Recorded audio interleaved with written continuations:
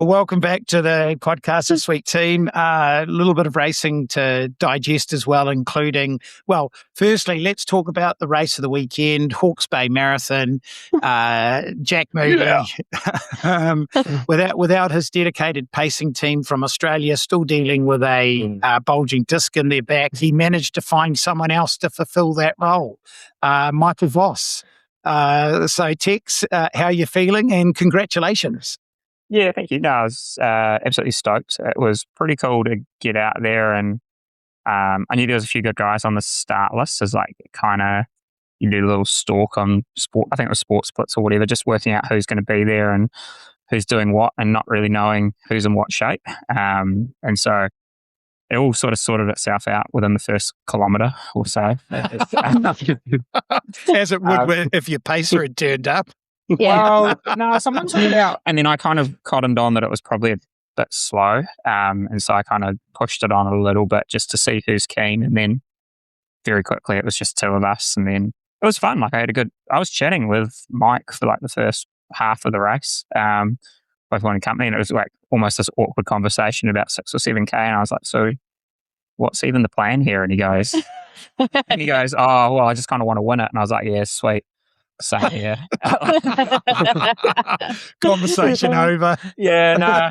And then he's like, oh, we'll just kind of kick it on from about halfway and we'll just wind up. And I was like, yeah, sounds mint. And then, yeah, continued on and just chatting away. And then, no, it was fun. It was really cool to have some company and push on and sort of get a time that I thought I might be capable of. Not in perfect conditions, but yeah, good, fast, flat course. So okay, cool. Well, let's just go wind it back a couple of weeks. Firstly, Kate's speculation round time was 2 hours, 21 minutes and 30 seconds. Guy, I was non-committal, albeit that I did say if he goes under 2 hours and 20 minutes, I'll retire. So I think he treasures our coaching relationship so much that he put the brakes on in the finishing straight. Once I realised, last 20 minutes. this could separate me from him forever. I came in the last corner and I realised, I was like, not only was I closing on Mike all of a sudden because of something prior, I was like, there's the last 400 metres. I was like, looked at the clock. I was like, oh, I could probably dip under 220 here. That'd be pretty cool. And so I like properly wound it up. And then I was like 220 in 2 seconds. I'm like, well, then the chocolate fish goes to Guy with a 2 hour, 19 minutes and 53 seconds prediction. Never a doubt in my mind. So if I was there to lead out that first 200, we would have been on it. Yeah. So I can only blame myself. And also, obviously, elite running in New Zealand pays like so well that you would have taken home the princely sum of me. Yeah, I got 1,500 as prize money. I actually didn't realize the drop off was so big between first and second. That was a pretty costly 10 seconds across the race. What was it? The drop off. $3,000 down to 1,500. Oh, yeah, tough. At the same time, though, because we went through halfway in like 68 high, and I was like, oh, sweet. Like, I'm probably going to go under because we felt mint, and then we unfortunately hit the blockhead one for the last 21K, which we hadn't sort of factored into our plan. I was like, oh, I'll probably run like 2:18, yeah, because kind of just getting started. And I was going to be more than happy with that. I didn't really care about prize money at that point. Sweet, that's pretty epic time, albeit, kind of fell short on both fronts. So it is what it is. And now I've got to line up for another one. Yeah, after 180 Ks of biking. Or are we talking another fresh marathon? Oh, there'll be another fresh marathon, but that's probably an off-air conversation. No, now is the time. We're not having it out here. Well, the guy needs to book his flights. Well, the thing is, we weren't. Whenever Tex says to me, I know the marathons that he runs regularly, which is, Queenstown last year was meant to be just a training day. Maybe the field wasn't quite as sharp down there. No disrespect to the other runners as such. But running a hard marathon is going to take it out of you. And so you've got to work out whether there's any value in it as well. I think this is for age groupers as well. A lot of them go, I want to run a marathon before I do an Ironman. It's like, you don't realize that right, Jack's getting through them in 2 hours and 20 minutes. Not many other people are going that quickly. So they're like 3 to 4 hours of damage. That takes a lot to get over. But he did convince me that I think a lot to do with getting married this year. There weren't a lot of other races on the calendar, and maybe we could give this some attention as such. I'm pretty glad we did. And would you say the surface?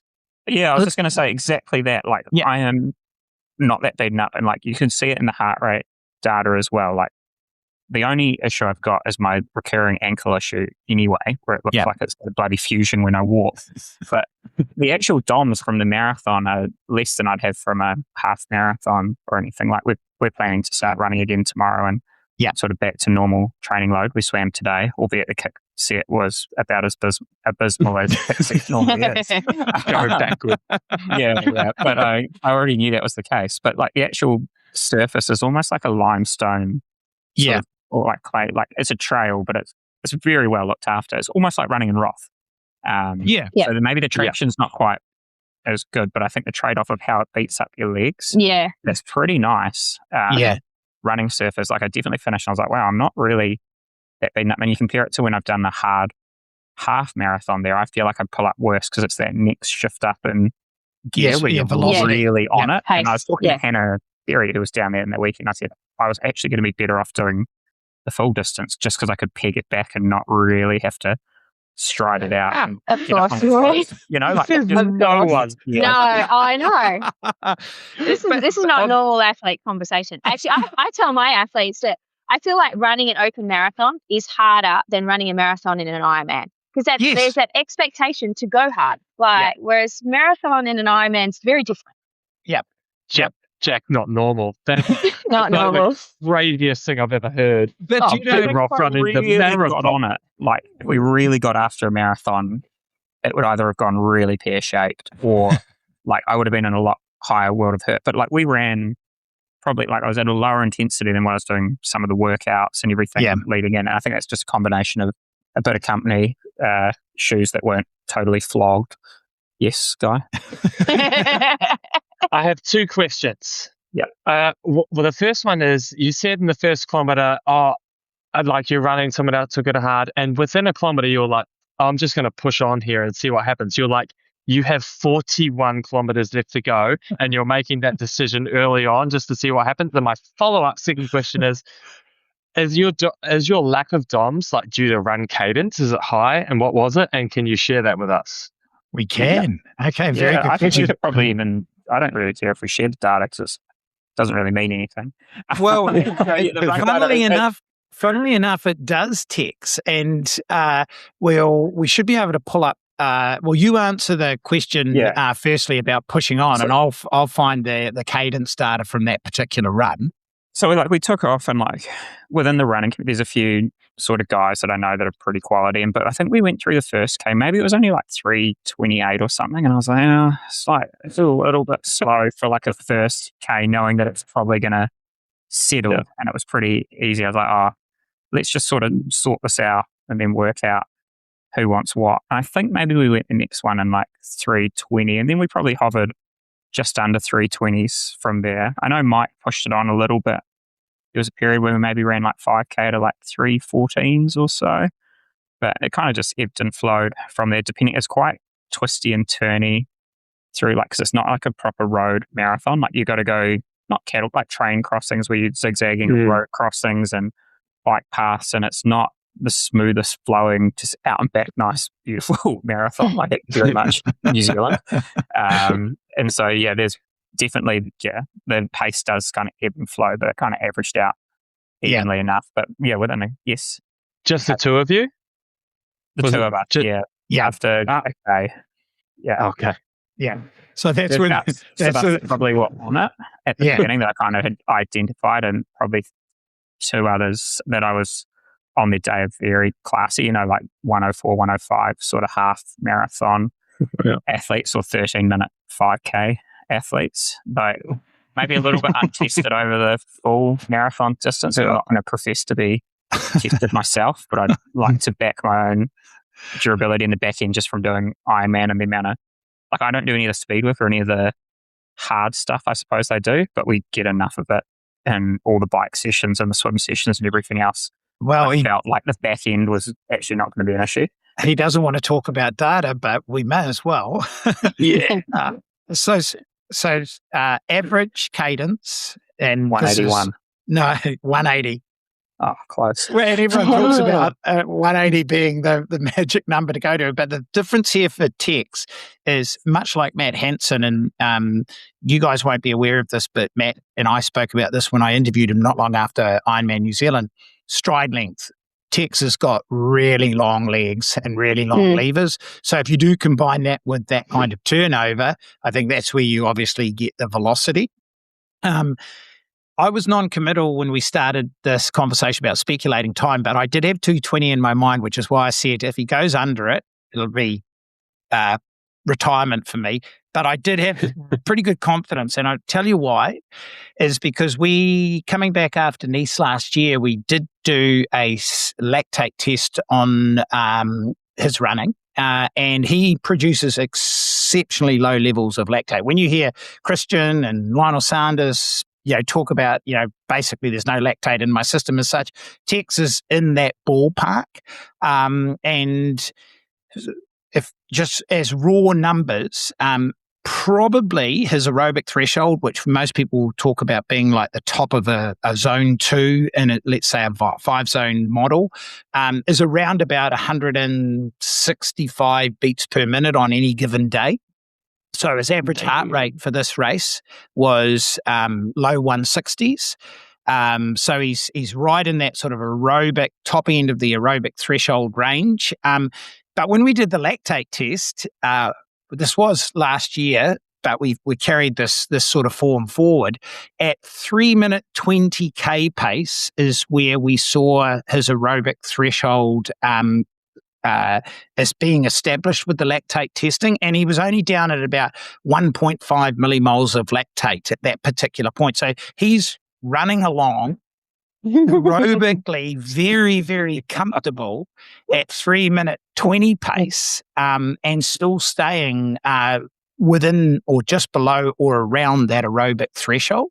So that was this time last year. I think I said last week, or maybe in another podcast, that's when I realized that Jack could become one of those Ironman runners that is running in the 230s off the bike.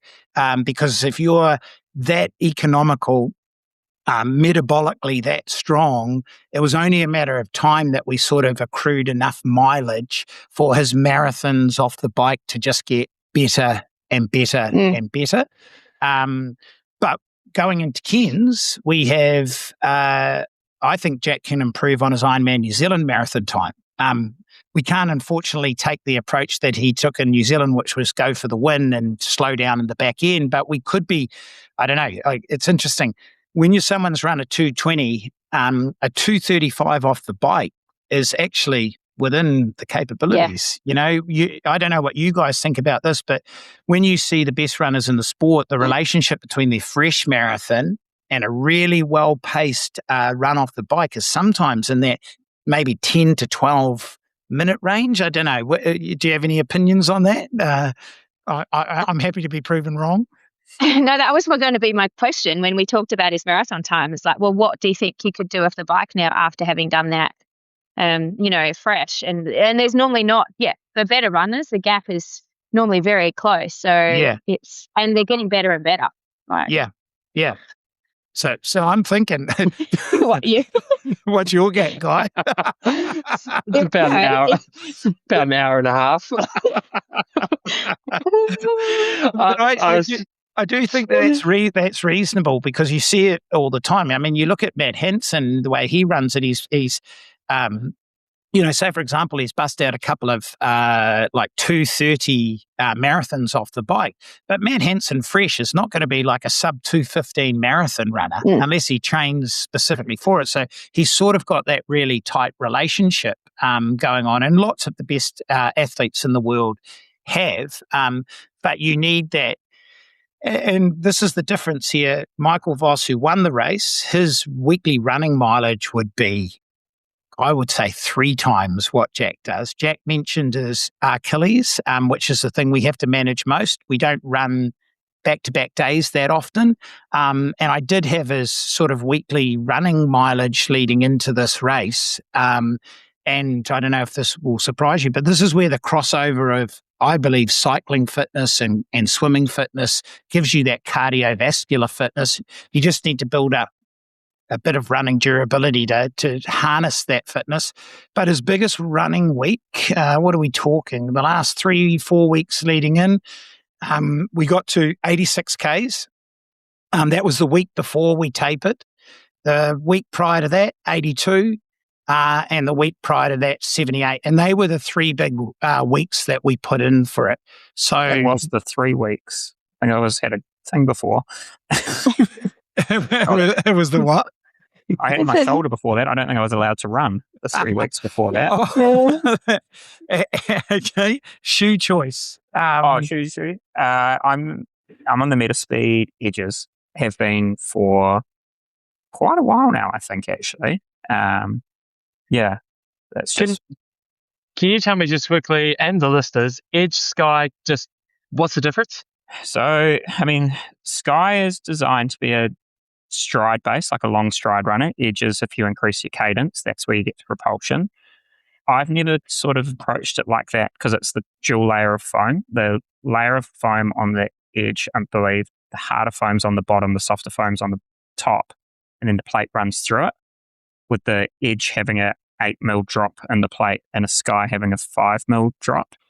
Being someone that probably gravitates to a heel strike under fatigue, I've always gone for a harder foam to increase the stability in the rear of the shoe. Because I feel like if I'm going to have issues or cramp or anything, I don't often experience cramp, but if I'm going to have issues, it's that instability in the rear of the shoe, which is having foam that's too soft, which is why I've always gravitated to a firmer shoe, particularly in the rear for that stability.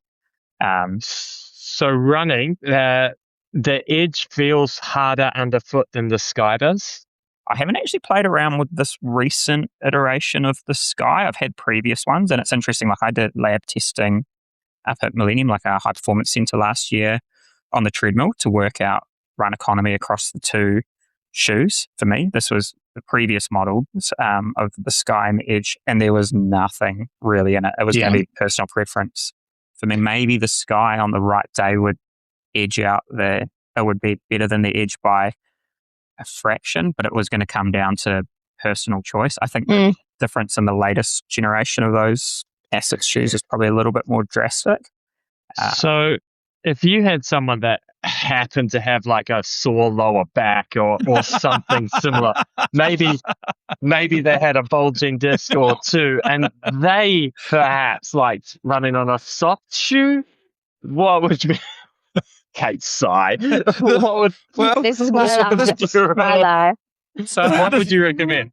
Look, I'm not going to profess to be a podiatrist or someone that knows biomechanics inside out, but I've kind of learned as well with all the shoes kind of gravitating to being softer in like the last 5 to 10 years. You think where Asics was 20 years or 10 years ago or less, and they were always quite a firm shoe, to where they are now, which are very soft. I think that softness in the foam, yes, it's less impact on the bones, but I think we're getting an increase in instability issues, which is often like a calf tear or a sprain or Achilles problem. So it's like you're either picking the muscular issue or the bone issue. So you try and, so I was trying to cycle my shoes accordingly. Bone issue. You mean cycle? I get quite scared of some of the shoes now that are so unstable and so soft. Yeah, but that's like the rays. That's also foot strike as well. And we're going to talk about that a little bit later in the podcast because, you've got your own individual mechanics. We've never tried to change them.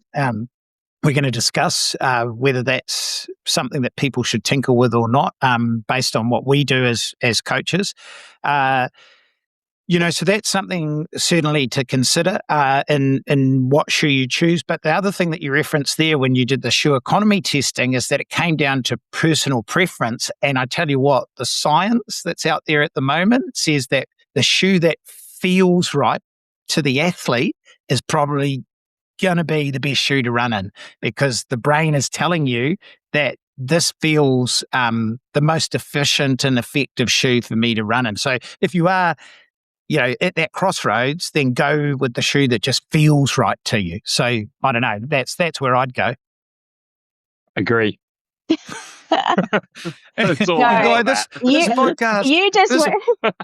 podcast is not about simply making Guy Crawford faster. Like all the questions, not one about his athletes. Every single question. Notes. Yeah, not one about his athlete. Anyway, fantastic result, Tex.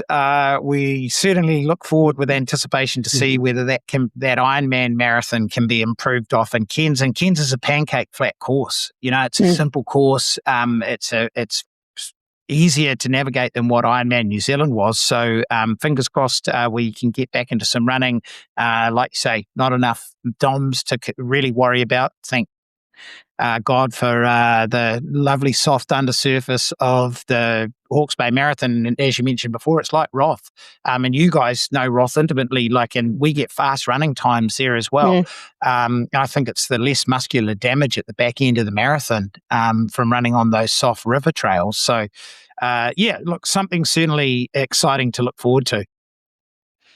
All right, team. We had some racing over the weekend for sure. 70.3 Chattanooga. And for those people who go to Chattanooga hoping for a fast downriver swim, what happened to the downriver swim? This is like a dream race. You're a swimmer. That's not your dream race. Yeah, that's why it's a dream race. Yeah. As much swimming as possible. Oh, this one. I was like, I looked at it and I just glimpsed up Sam Long and I was like, oh, it's like it swam like an Ari. Is it? How do you say his name? Probably Ari. Swam like 31 minutes. Is it? I was like, what in the world? And he came second. So I don't know if it's the same direction. I just assumed that they swam the opposite direction into the head current because there's no way. That's what I thought. Oh, they had some issue and they had to swim the opposite direction because usually it's like 20 minutes. I can only put it down to, I think it was swim skin. I know having Chris Beckman's pro coach in the race, he said the night before that it was going to be swim skin, whether that was the case or not. But I've been to Chattanooga. And they know exactly where they put the athletes in the water. They know exactly where they get them out of the water. The distance is either inaccurate, or it's long because they try. I do think that maybe am I remembering correctly that they tried to compensate a little bit for the downriver swim, knowing it was going to be that much quicker to try to. They've compensated with it by a K. I thought I read somewhere someone saying that there was no current, like it was actually, and I can imagine if that was still water, it would probably be quite heavy to swim in. It's not ocean, it's not like salt water. So if that was the case, then you can imagine 20. But then the lead guy is still like 27 something. Like that's like 2.2K or something for those guys. It's certainly long. And I think it didn't separate them all. For sure, they all came out in bunches. Although Grace Alexander having in the true canted swim at Gulf Coast the week before that she won, or was it the week before? Yeah, it was, because Sam Long did the same back-to-back racing. She was able to really step up on the female side of things, leading out of the water, building a lead over the bike ride and holding on. So she's certainly on the rise as a 70.3 athlete in the US at the moment. I've seen her name around, but not as a race winner. Yeah, she's had quite a few podiums in the 70.3. Yeah, so she has been, but I don't think, some of them, the quality of the field maybe hasn't been as strong. But when you look at having, Jackie Hering and Paula Finlay in there in the podium, you've got, a seasoned athletes who are always placing in the top three, or a challenge. I think it was Paula hasn't raced that much this year, so that would be she's prepping for races coming up, so that she's done a bit of racing that can make a difference. Yeah, well, she dominates North America in the middle distance. So I'm pretty sure she's prepping for an Ironman. So maybe she's in the middle of a big block at the moment, Paula Finlay. So for Grace Alexander to take a couple of scalps in Paula Finlay and Jackie Hering is pretty impressive. And it'll be interesting to see the rest of her season. Ari Clow is a decent runner, isn't he, Tex? I mean, because you look at the run times, and you said that looking at Strava, the course looked pretty accurate. But being circa 75 minutes was outside of, say, Matt Hansen and the like, was probably quite a pretty good run at that race. But Ari Clow is absolutely flowing around the race course. Yeah, I mean, they're all waiting for him to win. Like that in that American scene, everyone's itching for it. Like, I don't know, it's like, man, it's a swim. Like, you just can't expect to win a 70.3 race these days when you swim that far back. Like 31 minutes is, I know, I've been there, done that, I've been like way further back. And because he's a quality cyclist. I'll show you how bad that could be, Tex. I reckon I could come out at 37, maybe 38 high. Can't be. Yeah. Oh, been there. But he's a quality cyclist as well. He's super strong. And then, as you say, like he's run, it was the bottom end of 108. It was almost 107, right? And then I think Matt Hansen was like a 111. And he's kind of your benchmark of one of the fastest. He's going to be one of the fastest runners every day of the week. Yeah. And so when you start comparing that, and then the bulk of the runners are in that sort of 113 to 115 range, you're like, wow, he's absolutely flown in it. You're right. Like I saw it was 20.9 to 21.2, I think, was the varying of sort of distances. I think there's a bit of hills from what you look at the course, over the bridges and the lights. And I think Kate said it's a pretty tough run course. So very impressive. Yeah. Well, not as impressive as the name on everyone's lips, Jeremy McLean. So I did a bit of stalking on this kid. He's only been basically doing the sport for 5 years. I don't think he comes from any one single discipline background, although it does look like he's done a bit of time trialing. He's a Brit, but he's currently at the Queen's University of Charlotte on a sports scholarship. He won Gulf Coast overall amateur, I think, in something like 2024, was relatively injured turning pro in 2025, but he's gone and blitzed a field here, putting in a really impressive bike split, and is obviously a very, very capable runner. So, maybe this is a guy that's certainly a name on, the lips now that he's actually taken out a race win. You talk about Ari Crow being someone that everyone's waiting to win, and this guy's gone out there and beaten them all. So that's a hugely impressive victory. Yeah, and he was the fastest bike split at St. Anthony's, wasn't he? So he was. These guys must have known he could ride, and his run's not the same as your Hansons and your Ari Clow, and he's played to his strengths incredibly well. So good on him for taking his first win against some big names and some stalwarts in the sport. It's pretty cool to see. Yeah. Well, Jackie Hering was racing, and Jackie has obviously had a good start to her season. She's always on the podium. She had a great race at Ironman Texas, secured her Kona slot, I'm pretty sure, at that race. And I caught up with her not long after that race, and we collected a full interview with Jackie from way back when I first interviewed her years ago to where she is today.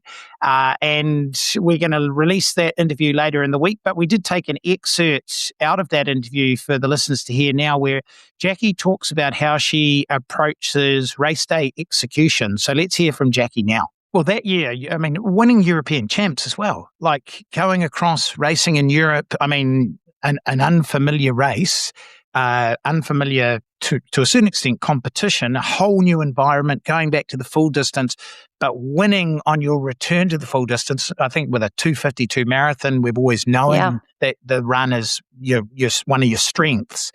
It must be huge. It's got to be one of the highlights of your racing career. Yeah, and a win is a win, but for me, it's the feeling you have during a race. And in that particular day, I had that super special feeling that you just do not get very often. It was just a day. Like everything was easy. Yeah. The whole day. It was just smooth. It was easy. I could go hard if I wanted to, and it felt fine. It was just like such a day. I just loved that day so much. You know, it's funny leading into that race too. Like, as you said, it was my first Ironman back after 9 years off. You know, I had really no clue. One of the Ironman people was interviewing my husband, Mark, and they said, "Oh, what does she think she's going to run for the marathon?" And he kind of asked me, like, "What do you think you're going to run?" I'm like, I actually have no clue. I hadn't even considered or thought of a pace that would be appropriate. I was like, I don't know. I'm just going to run however I run. Like, I hadn't even used the term marathon pace in my training. I just knew how fast I could run a 70.3, and I figured it would be a little bit slower than that. Welcome to the world of the scientific preparation of Jackie Hering for her full distance. It's wonderful. It's the most non-stress prep you can ever do. Like, whatever you're doing in 70.3, just dial it back a little and keep running. Then during the event, you can never be disappointed with whatever happens in the moment because you didn't have any preconceived ideas. That's what I'm saying. You're always set up for success. Expectations. Expectations ruin everything. They ruin everything.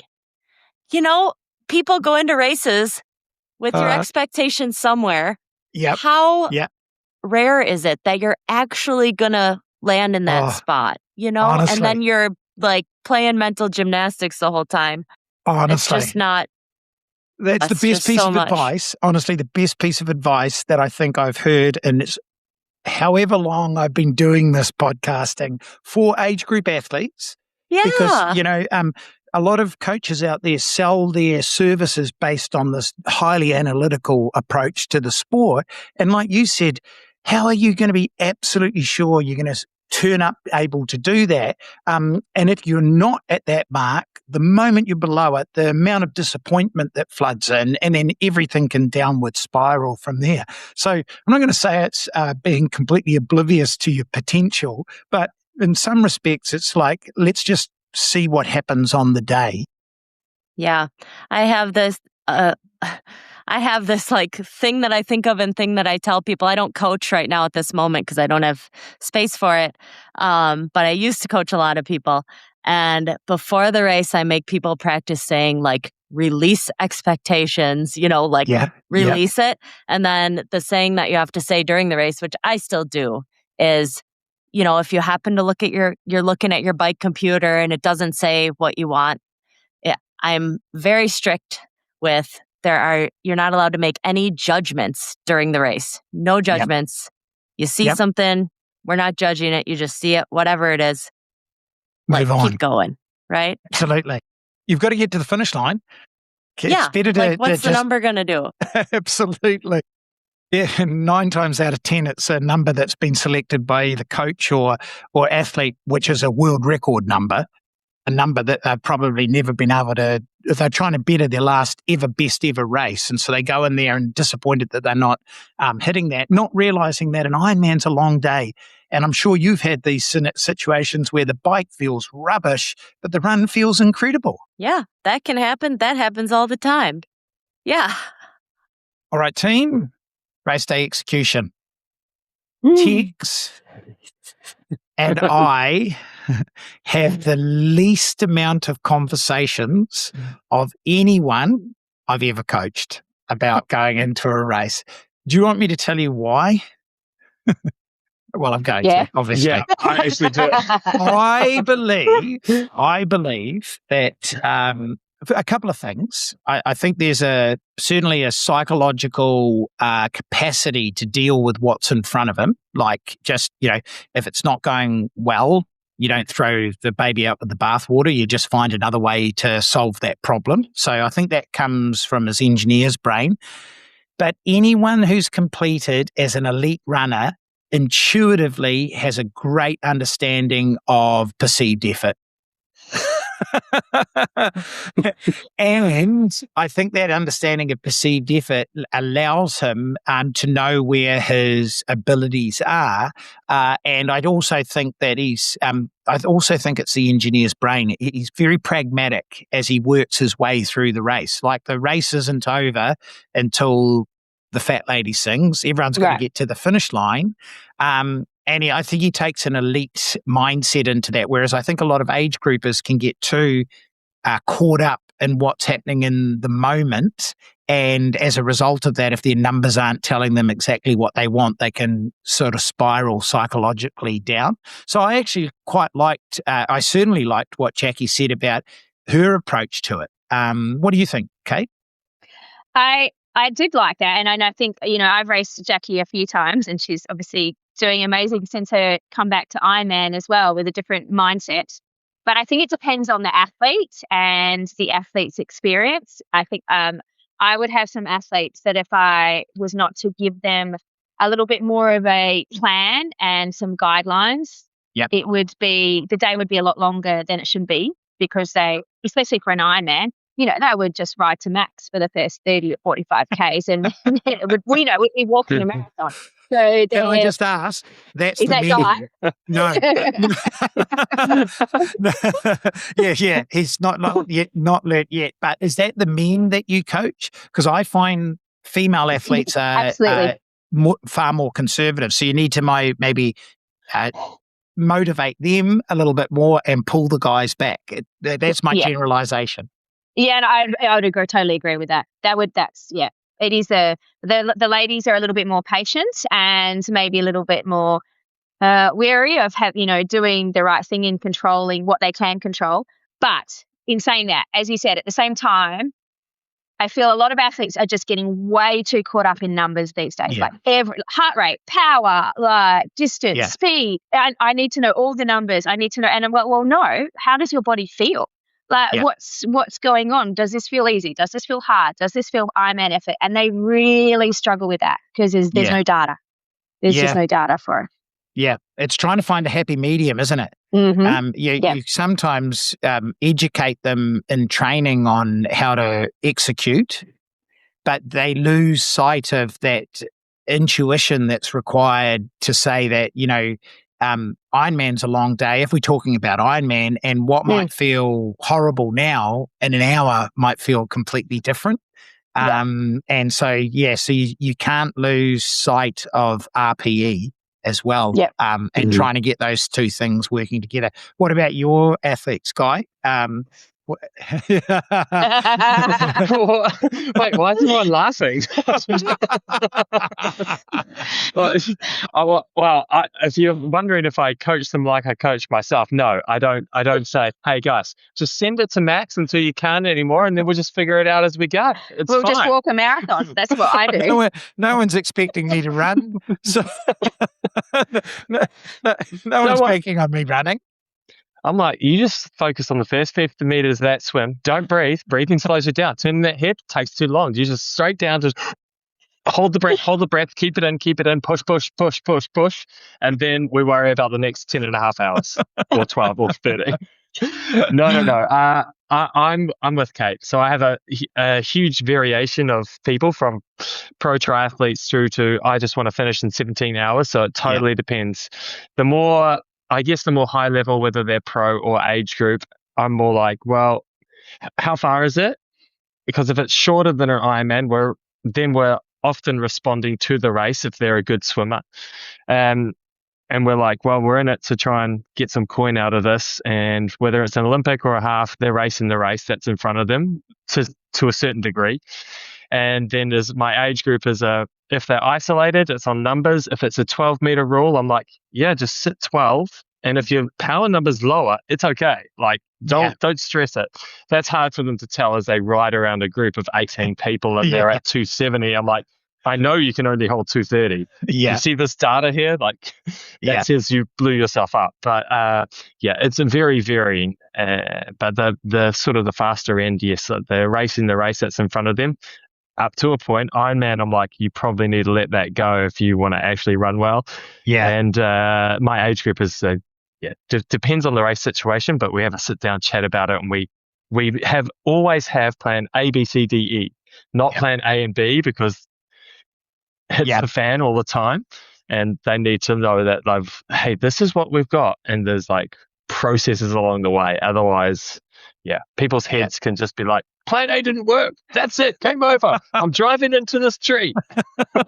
Do you know, one of the things that I've done over the years is I was really prescriptive, because, you get into data for the, when I did, which is before the Stone Age, and you and you think that you can control outcomes with it.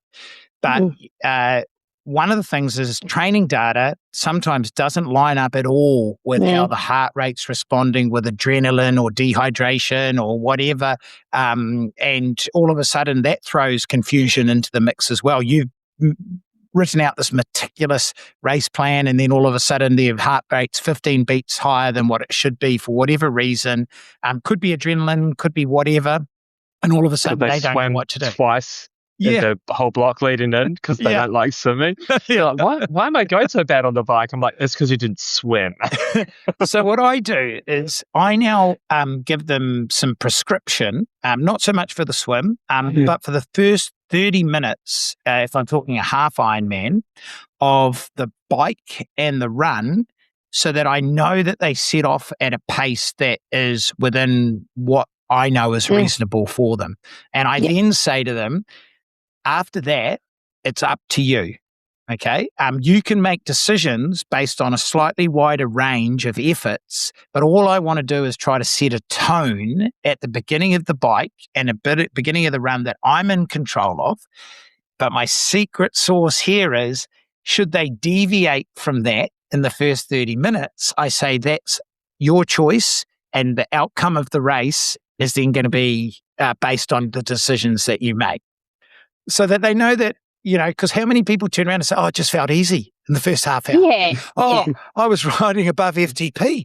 I felt great, because they don't. The thing about the human mind is that we can pace a marathon. That's what I'm talking about text. Like the brain is set up to be able to know how far we've got to get in 42 Ks, and it can make some calculations along the way to say, are we going a bit too hard here? We better pull back. But an Ironman is unable to judge from the brain's perspective. There's just too many hours in front of us, and we think, this feels wonderful. I can easily ride right on FTP for the next hour, the next 2 hours, and then the world comes crashing down. So I use a bit of a mix of both for sure. I've certainly come back from being very, very prescriptive, but I do try to like to control the first 30 minutes to the hour of the bike and the run of any race that they're involved in. Tex, like we don't have in-depth discussions other than the fact that we certainly know where, roughly where your thresholds are, but what those intensities are like. And pro racing at the level you're racing at the moment, is a team's event as such. So you've got to be a bit more strategic there, don't you? Yeah, there's not really much holding back anymore. It's kind of on a sort of, where you need to be. You race I don't know, I feel pretty old in the sport now. I'm coming up almost to my 10th year, so you've raced a lot of these guys. I'm not as old as you, Guy. But at the point you're in. So you start to kind of know where you need to be in the swim or where you need to shuffle, and then same on the bike, and you kind of know the key elements of the race where decisions kind of need to be made fast and what that looks like. And often, it's through transition, where to apply the pressure or the beginning of the bike. And I don't like the pacing strategy. We don't really have, I've done enough training now to kind of know where the zones kind of need to be. And we kind of, it's not like a full simulation, but the style of work, now that I'm working quite a lot, and then training isn't taking a back burner, but the way the week is structured, Friday just kind of becomes an Ironman simulation pretty much every Friday. So I kind of know, and Sunday becomes the run. And so it's kind of I know where I need to be there or thereabouts. Gone are the days where you used to just ring me up, and I can't swear on this, eh? Yeah, you can. Okay. Yeah. So I just wanted to check. Yeah, you'd ring me and just go, just don't fuck it up tomorrow. And then Yeah. And that was pretty much like the basis of most of our conversations. And sometimes we get it right, sometimes we get it wrong. But yeah. But the numbers when the dust settles are always within what you know is the appropriate intensity. It's just a completely different race in the pro race as it is to the age group race. So, interesting take from Jackie. I do like her ability to step back if the numbers aren't. She's more curious about what shows up in terms of the numbers. Oh, that's a nice number. Where am I in the race? Let's keep going. I've got to get to the finish line. If it's a good day and the legs are telling us that we're going well, that's a nice reinforcement, but she certainly doesn't get down on herself if, like, say, for example, she's close to the front of the race, but she's 15 watts lower than what she did at the previous race. Well, that doesn't matter, does it? She's close to the front of the race. Exactly. Well, that was interesting, and thanks for Jackie for spending some time with us. So we'll release the full interview, and you'll hear much more from her later in the week. The race of the weekend. I thought it was awesome. The WTCS race in Yokohama, it was epic. Like having Alex Shee back on the start list, no Cassandra Beaugrand and a few other people, but certainly deep fields on both sides. And it always comes down to a running race. Tex, you were probably busy, but Guy, Kate, you were able to watch it. Do you want to take it away, Kate? Oh, I thought you were going to speak.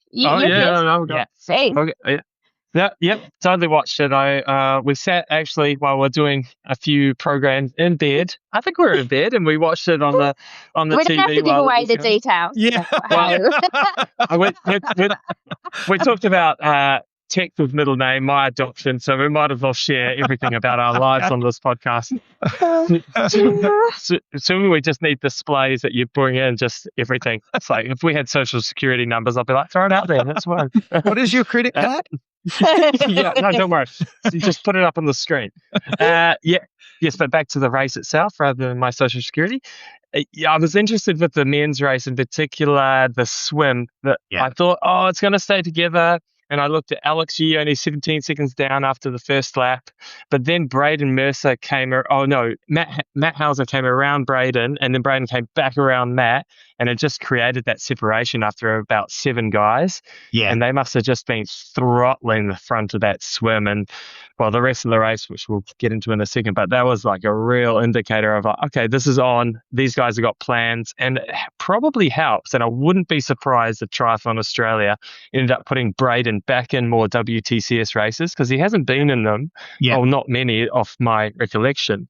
Just so this happens again down the road, because he is such a good swimmer, comes from that pedigree background with his parents being open water superstars. So it was very interesting watching that. We had 3 Aussies in the top 10. I couldn't see. I didn't see that. Did you? I'm pretty sure Dan Atkins said something about yellow and green with the colours, and then Belinda Granger went ballistic because it's green and gold, isn't it? If you're a true blue Aussie, but you know, Hauser is the guy that's coming to the table that is going back to that. Oh, no, sorry. You know how it's always had different evolutions of Olympic distance racing where, you know, it's a wet run and everyone's a runner and no one really pushes the bike and so forth. But Matt Hauser, because of his run and his swim now, he's the kryptonite, isn't he, to Yi, and potentially when Wild comes back. It's going to be fascinating when all of those guys get in there, because they need no gap at all in that swim. And for swimmers, I mean, I love seeing it as well. You know, the Aussie exit's the thing, isn't it? They all get to the Aussie exit and the gap's not much, but it's that second lap. And I reckon it's standing up, having to run round and then get back in again. All of a sudden that 17 seconds becomes a minute. You know, they all feel it after that Aussie exit. Tex, you'd love an Aussie exit, wouldn't you? Give you as long as the run on the Aussie exit's like 2K. Point to point. First out of the water if it was 2K. Nah. I don't love an Aussie exit. No. At least it's like Port Macquarie's got a good one because you get to do the dive. Yeah. Port Macquarie's, that's the exception. Yeah, that's most of our local races have Aussie exits. So it's something that even the aid groupers, do all the in time. Australia? it is fantastic for the coverage. I mean, I think it brings to the coverage. Everyone wants to know which positions everyone's in, and I do still think it breaks it up. But those 6 odd guys that got away at the front of that race, and then I think we were talking before we started, it's the chase group, just Hayden Wild, if he's in that chase group, is the premier cyclist, and he might have been able to make some inroads. Alex, she talked about desperately trying to make some inroads, but I just don't think he's got the firepower of Hayden Wild. And if those groups are to come back together, I mean, Hayden's the missing ingredient at the moment to that race to see whether Hauser and the rest can stay away, because Hidalgo's a good swimmer. Braden Mercer's a great swimmer. Hidalgo's a great runner. Like, I didn't know, who was actually definitely going to win, but what's happened with Hauser is he's built that strength endurance from what he was as a sprint distance specialist over to that 10K run, and he's just proving to be a great Olympic distance runner now as well. You guys, Kate, you guys must be pretty stoked with having a Matt Hauser at the moment. We're stoked about having a Hayden Wild, but you've got to be stoked with Matt Hauser. Look, I mean, and let's be honest, it's taken a while because we've had a big dip for a long time, like men and women. Australia's meant to be, in form, part of top, over the Olympic distance, and we've just not had anything for a while. We're still struggling a little bit on the women's side, but to see that happening, and that's, Olympic qualification starts today. I think that is the official date of that. I'm sure there are a lot of Aussies that watch the race and are excited again about hopefully the next few years. But you only need one. You only need one superstar to bring everyone back up again. And I'm pretty sure Matt Hauser's going to be that guy. There's Luke William. Luke William. But he's been around for a while. But he is having, like, he won the week before in Samarkand, I think. Was it? Chengdu. Yes, he ran Chengdu. So he's certainly on the rise. Braden Mercer, I think Mercer and Hauser train together, but doesn't William train with them as well? It's a fairly decent swim group. I think, no, just the two boys train together, and William's out of Brisbane. He's Brizzy, isn't he? Yeah, he's under Daz.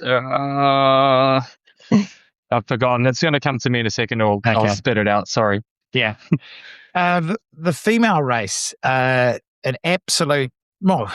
people within the sport probably have known that she's been on the rise. Did you text you know it? Aren't you going to talk about Yi flying through? Yeah, that's a good point. We've got to talk about Yi. Well, what was his run split? 29 flat. Oh, easy. Comfy. Well, it's like a minute faster than anyone else. How much? A minute. Oh. He still needed, 45 seconds, I think. He was fell short. He still ran himself. It was a minute 45. Like, you see the video of him running past Stapley, like, Stapley's standing still, and they're still running probably 3 minutes. There was two of them. Yeah. Well, there was certainly of that group of 6, 3 of them knew that they weren't going to stay in the position that they were going to stay in. They were like, he's 1:45 down. Fuck. Yeah. So, but one of the guys told me that the run course, one of my short course guys, he was like, I was talking to Brandon Copeland, who wore his watch, and he said he got 10.2 on the thing, on his watch. I was like, well, that's like a 28:30 or something. If that's true. Yeah, well, I mean, the problem for us Kiwis is if Hayden's the guy that can bring that race back together, is Yi the guy that is always going to win again? Because I don't think Hayden at his best is not going to. Well, we know is Yi's a better runner. He's the best runner in the sport by far. There is some permutations of how this is going to play out once we get all the best guys back racing, and we obviously mean Hayden Wild's the other guy that needs to feature, because Alex, he did say that he tried to get that group to work, but there was obviously not enough horsepower there to soften what was an extending gap lap after lap on the bike. I can't believe how fast he ran after he did all that work on the front. So, yes, I think Hayden Wilde is Yee's ticket to winning WTCS races over and over again, because I think Hayden's he's not going to sit back and be like, oh, guys, I'm just going to sit here and roll around and run for 6. He's going to be like, let's go. Boom. Yeah. And he may be able to do it on his own. We've seen him do it in the past.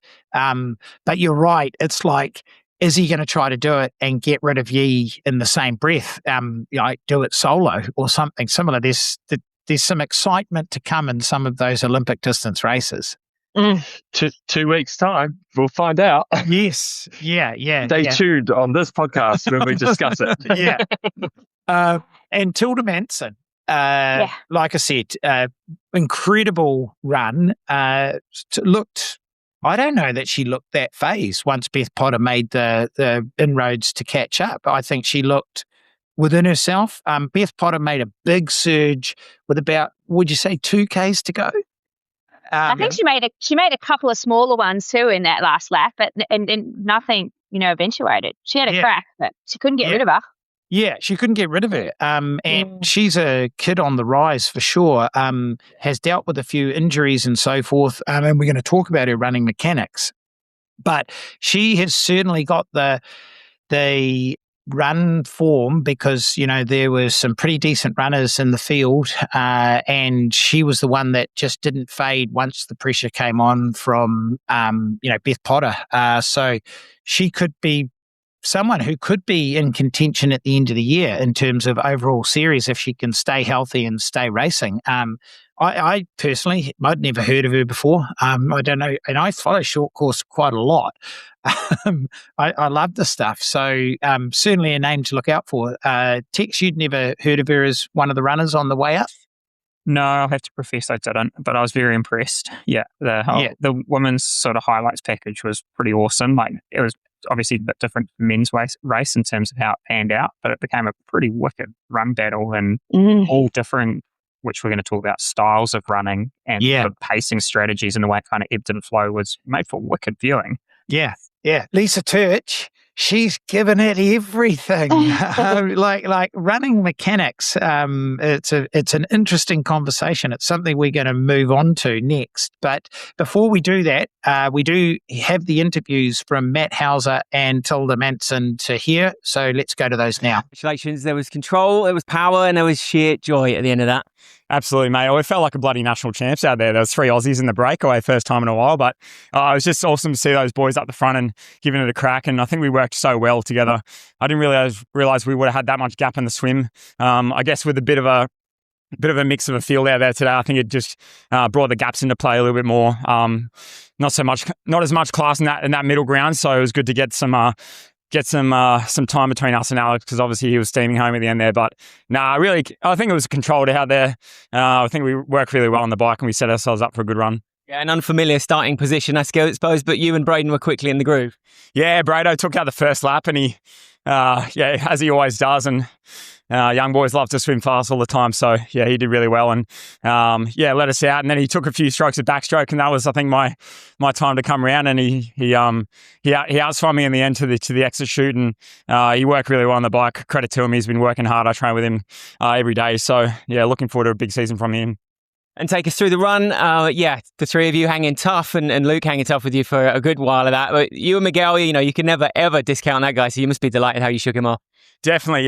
No, I needed to respect his strength and his class. I think if I went too early, I would have been struggling in that back end. So I really needed to conserve. I felt a little bit bad not doing as much work in the early stages, but I knew I had to play it smart and contain myself until I attacked that third lap. So, I think I felt pretty good. Just obviously wanted to respect his class, and it's good that Lukey finished on top of the podium, on the podium as well. And you talked it down a bit before the race about the result here, but fundamentally, bouncing back from a long straight into a gold is a great place to be. Yeah, I mean, I'm very fortunate and very lucky to be here. Obviously, it's been a big 7 or 8 months since Wollongong, so it's been a long time coming, and glad to be back out here racing, whether it be gold or third or fourth or whatever. It's good to be back out here racing, enjoying it with the lads. Well done, mate. Good stuff. Cheers, mate. Tilda Mansson, thanks for the entertainment through that run. It's a moment you've dreamt of, and how did that feel grabbing that tape? Oh Lord, it was amazing. Yeah, I've dreamt about this for so long, and to get not just a podium, the win is, it's incredible. We've seen you put some unbelievable World Cup performances together, but to do that on this stage against someone like Beth Potter, such a storied athlete, how did you do that?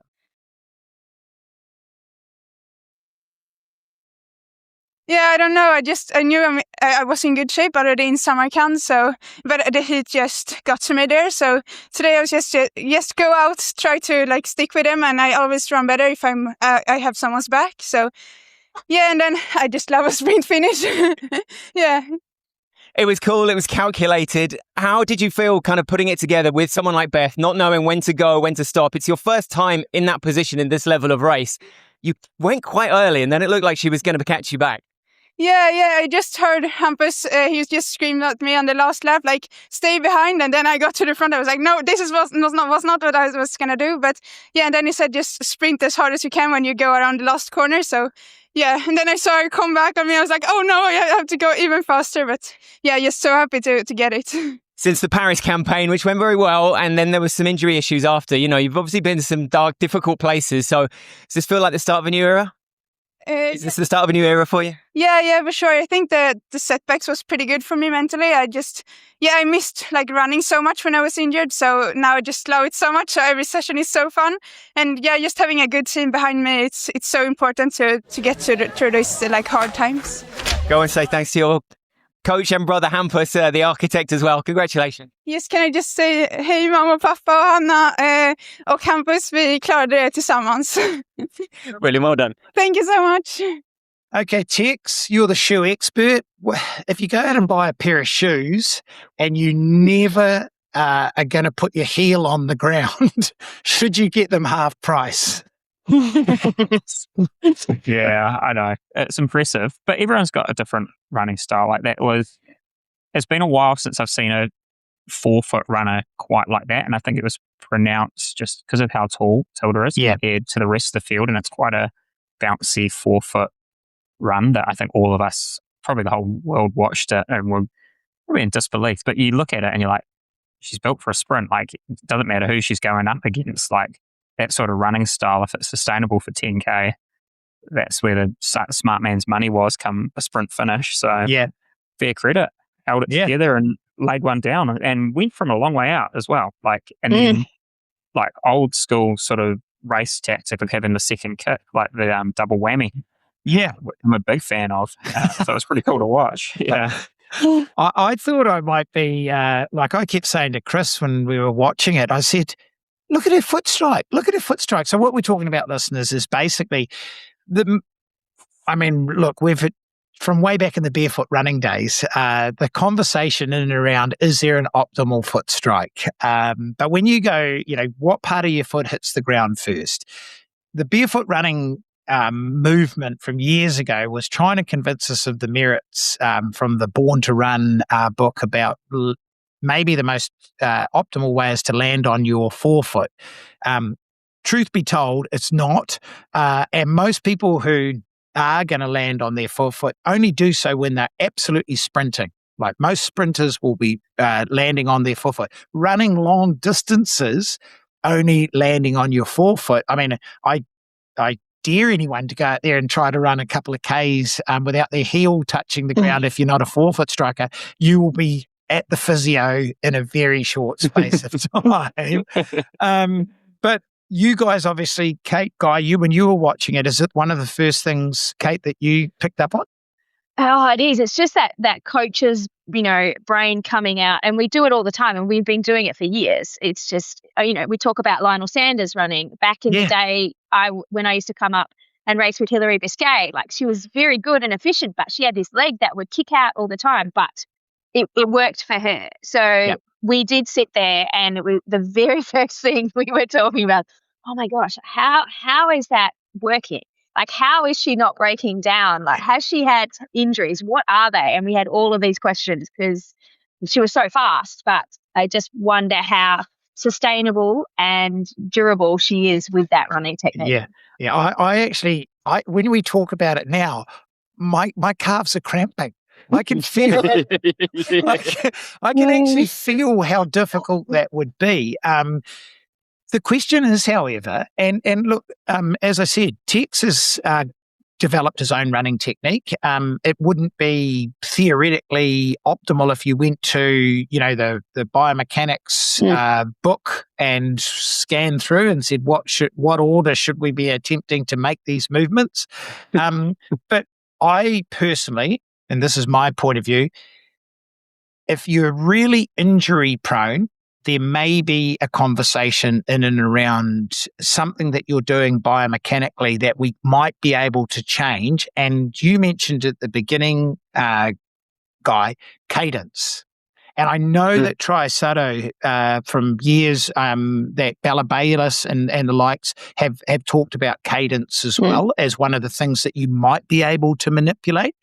But foot strike, if you want to try and play around with your foot strike and become a 4-foot runner, well, go for it. There'll be less triathletes out there racing.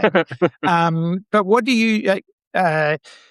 What do you do? Are you someone that believes? Do you tinker with running mechanics? What's your thinking? A little bit. So, but yeah, mostly around that. Like, okay, if you've got an injury, let's try and get you strong first, and we'll work on cadence. I sometimes use for people that are like real shoulder runners, so they lift their shoulders up towards their ears. I'll give them some sticks to try and relax their shoulders so they have something to focus on. So it's more things that I can sort of control rather than trying to change their biomechanics like on a whole. So if they're a heel striker, I'm like, okay, you heel strike a little bit. Let's work around it, not trying to focus on the actual foot strike itself, but other things that I can control, like cadence. Does cadence mean that they pick up a little bit more and they don't overstride at the front and things like that? But I've been watching Tilda run for a few years now, and it hasn't changed. So she's not changed her mechanics from what I can see at all. I'm hopeful that she's robust enough to not get any sustained injuries, but my best guess is that she's going to have a repeat lower leg foot injuries, just because there's got to be so much force, and the ground forces have got to be so much through that foot, those feet and the Achilles. And I hope I'm wrong, but I hope it's like one of those situations. You see a lot of like Kenyan runners, or maybe Ethiopian, and maybe I'm generalizing a bit, but I've got really exaggerated overpronation. Have you seen that with lots of the marathon runners? Yeah. Maybe it's the shoe stability that Tex was talking about earlier, but pronation's like that natural shock absorber that they sort of can get a little bit of like shock out of the ground and out of their body from, but I can't see that happening with her, unfortunately. I was just like, ooh. No, the structures that deal best with the first impact and shock absorption are through the heel. They're not, the arch is there to take some of that initial shock absorption. It's not about placing the ball of your foot on the ground first. That is not the structure that's actually biomechanically paleolithically designed to absorb the force. Big words. Whoa. That's showing my age. I'm sorry. But, Tex, I talked about shoes and going what feels right. You're very much base your technique on feel and intuition, don't you? Like, what feels economical to you in terms of how you're moving, and when that form starts to deteriorate in a race as well. So you're more that brain-body connection, aren't you? Yeah, I mean, I will profess there was a coach before you once upon a time, Bev, back in the dark ages, and I remember learning, it must have been at high school when I was doing some running, and just like, I've got a pretty weird running style, and I like it better, but it's also like anyway. So I learned to relax a lot in upper body. I had a lot of tension, and so that's why there's like that. If you look at a lot of photos, there's like this ungainly, like I'm swimming, like catch in the arm as I swim, and then I don't actually I've got a terrible core, so I run with a lot of rotation. Like my power actually is a torsional. Yeah. And it was funny because it wasn't until I think there was a lot of biomechanics studies that came out of Tokyo, or maybe it was Paris Olympics, around how a lot of these track runners run, and all of them have different biomechanics, because we're talking with the 1%. There's no right way to do it. And I was thinking as we're talking about this with Tilda and this 4-foot running, what's track running? Oh, if you're in spikes for 5K, 10K, it's 10K 4-foot running. So, I mean, it can work. I mean, I've raced seasons of track. It's probably the worst thing you can possibly do, Achilles and calves. But the guys that do it, like the Ingebrigtsens and, like day in, day out sort of stuff, like you get pretty strong. So let's just I think it's like what we talked about with swimming the last few weeks, where we had the different styles of swimming, where we had the slinger, the Arnie. We've got that in running as well. And as a coach, you generally work with what you've got, unless it's, going to be causing them a lot of issues down the track. But as some things are too hard to change. Yeah, I think the only thing that, as Jack mentioned, like if I was to, the same with a swim stroke, to go back to the drawing board in terms of building back up again would cause as many problems as it did potentially offer solutions. But cadence, I believe, is the one thing, especially, and you mentioned this, Kate, when you talked about, the demands of running a marathon, if athletes are out there for a long period of time. I think cadence is about the only thing that I'd play around with. And I do know that there's a lot of studies out there. If you're getting reoccurring knee, lower limb injuries, a small upregulation of your cadence might see you change where your foot strikes in relation to your hip and take a little bit of that loading off, and playing around with that. Yes. I have a good fix for this. You're not going to like it. But just listen to drum and bass when you run. It's 175. When I came back to running, that's all I listened to around Cornwall Park. So I probably always ran at 170 heart rate as well. But cadence. So drum and bass and cadence, Guy. Magic formula. And 3:30 pace, because that's probably what he's running at that half rate. Yeah. Wait, remember what you had to do when you were working on your cadence to try and increase it? Oh, yeah. So we had a coach, a very smart doctor in the US, and he was like, you have to run with Kate. I was like, wait, what? She runs at like 190 cadence. He was like, yeah, just do. He was literally like, just do that. I'm like, that's at like 5-minute Ks, man. Like, I'm 6'3", but after a while, it actually worked. Now, I don't run at 190 cadence now, but when I'm racing, I run right around what Tex runs. I'm obviously not as efficient as Tex, but I find right around that. I think Busso 100 was 343s, which is very good for me, average, 179 cadence. Oh, so here we go. Back to the Australian long distance champs again. We circle back to that. It's always about Guy. Always about Guy. This could be my last race ever. But honestly, you're going to get like 3 listeners and be like, man, we know what this guy's going to say. He's going to think about this friggin'. I've never even heard of this race. I'm like, come on, guys, don't hate me. Well, look, whatever way you do it, you mentioned cadence and the doctor saying run with Kate, but I've used swim smooth. Tempo timers. And look, I can tell you this: when I coached Braden Curry, Braden was an overstrider as such, and he used to have a lot of the sound of his foot hitting the ground was bang, bang, slap, slap. So we took him up to the same running mechanics clinic Tex did his testing at years ago. With a tempo trainer and a selection of ASICS shoes, and we looked at the ground impact forces at slightly different cadences, and the impact forces were significantly reduced. I think it was like 10 to 15%. If we could have trained him to run, it was about 3 to 4 steps per minute quicker than what his natural cadence was. We never explored whether that was something that he could train to do, because I think cadence is very much a neuromuscular response that's really well embedded, that is not that easy to change. But if you're persistent enough with it, I think it is the one modifiable technique change that you might be able to make with some success. So interesting that we should all come at that from different angles through different experiences. Anyway, team, okay. I think we've covered a lot of ground today, a lot of useful information for our listeners. I didn't know you two knew as much as you did about coaching. I just got you on for the entertainment side of things. But we'll leave it at that. Congrats, Tex, again on the marathon. Look forward to Ken's, and we'll catch up with you guys next week. What's my prize from getting Texas Marathon? We haven't discussed this. So it's either long course champs and my prize of getting Texas Marathon time. So next podcast, I think we should do a celebratory. Like, here's guys' gift. Here's a medal. I've got you a trophy. Well done. Next week, just go to refunds@fitter.co.nz. We tend to answer that one real quick. I'll do that. Hey, actually, Tex, just send me half your price check, because that probably seems about fair.